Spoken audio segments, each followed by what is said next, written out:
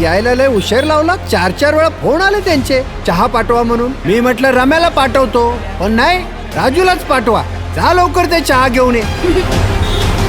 मी राजू चहावाला, आज येण्यास थोडा उशीर झाला.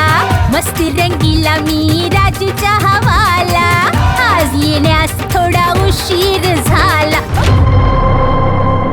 बालविकास संस्थेच्या कार्यकर्त्यांचा तुमच्यावर आरोप आहे. तुमच्या हॉटेलमध्ये एक छोटा मुलगा म्हणजे 14 वर्षातील मुलगा काम करतो. माझ्या हॉटेलमध्ये कोणताही बालकामगार काम करत नाहीये. अहो, मी स्वतः हॉटेलच्या बाहेर बोर्ड लावलाय.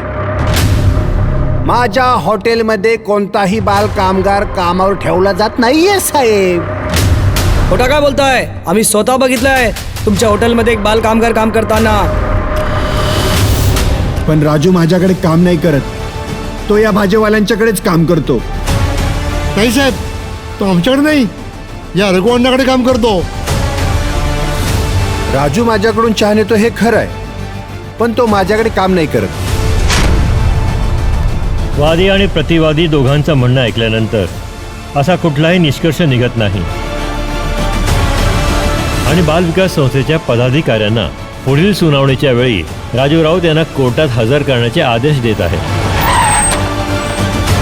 तू कोणाकडे काम करतोस? मी नाही कोणाकडे काम करत, नाही भाजी विक्रेत्या संघाकडे किंवा रघुअण्णाकडे, कारण यापैकी कोणीही माझा मालक नाही आणि मी कोणाचा नोकर नाही. आम्ही त्या दिवशी पाहिलंय तुला मार्केटमध्ये चहा घेऊन जाताना. It was wrong and don't ask me any question. बाल विकास ट्रस्टचे अध्यक्ष, सेक्रेटरी, उपाध्यक्ष, खजिनदार फ्रॉड आहे ते सगळे. काय वकील, काय चाललंय हे? एकटेपणाची माझी मजला अडचण आठवली,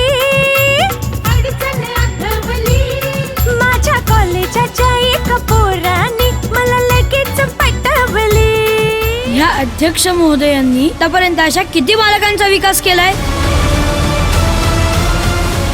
ज्यांना पूर्ण माहिती नाही त्यांना अशा संस्था चालवण्याचा अधिकारच नाही. आणि माझा सुखी परिवार एका क्षणात रस्त्यावर आला.